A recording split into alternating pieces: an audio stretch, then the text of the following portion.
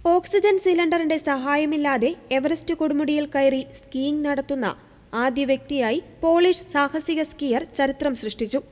8849 metre അഥവാ 29,032 അടി ഉയരമുള്ള ഭൂമിയിലെ ഏറ്റവും ഉയരം കൂടിയ പർവ്വതമായ എവറസ്റ്റ് കീഴടക്കുവാനുള്ള ആൻഡ്രസ് ബാർഗിയലിന്റെ മൂന്നാമത്തെ ശ്രമമായിരുന്നു വിജയം കണ്ടത്. ഇതിനു മുമ്പ് 2019-ലും 2022-ലും ആൻഡ്രസ് ബാർഗിയൽ ശ്രമങ്ങൾ നടത്തിയിരുന്നെങ്കിലും അപകടകരമായ സാഹചര്യങ്ങളെ തുടർന്ന് പദ്ധതി ഉപേക്ഷിക്കുകയായിരുന്നു. ഓക്സിജൻ സിലിണ്ടറിന്റെ സഹായമില്ലാതെ എവറസ്റ്റ് കീഴടക്കുക എന്നത് വർഷങ്ങളായുള്ള സ്വപ്നമായിരുന്നുവെന്ന് ബാർഗിയൽ പറഞ്ഞു. ഹിമാലയൻ ഡാറ്റാബേസ് അനുസരിച്ച് 6000-ലധികം ആളുകൾ കൊടുമുടിയിൽ എത്തിയിട്ടുണ്ട്. എന്നാൽ ഓക്സിജൻ സിലിണ്ടർ ഇല്ലാതെ ഏകദേശം 200 പേര് മാത്രമേ യാത്ര ചെയ്തിട്ടുള്ളൂ. കുറച്ചാളുകൾ താഴേക്ക് സ്കീ ചെയ്തു. എന്നാൽ സപ്ലിമെന്ററി ഓക്സിജൻ ഇല്ലാതെ തുടർച്ചയായി ആരും താഴേക്ക് സ്കീ ചെയ്തിട്ടില്ല.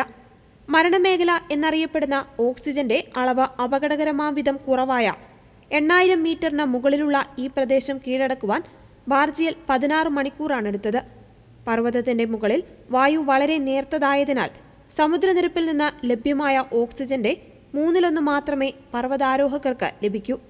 ഇത് തലച്ചോറിന് കേടുപാടുകൾ വരുത്തുന്നതിനും ശ്വാസകോശത്തിൽ ദ്രാവകം അടിഞ്ഞുകൂടുന്നതിനും മരണത്തിന് പോലും കാരണമാകാവുന്നതുമാണ്. അപകടകരമായ ഈ മേഖല താണ്ടുവാൻ ഡ്രോണിന്റെ സഹായവും ബാർഗിയൽ ഉപയോഗിച്ചിരുന്നു.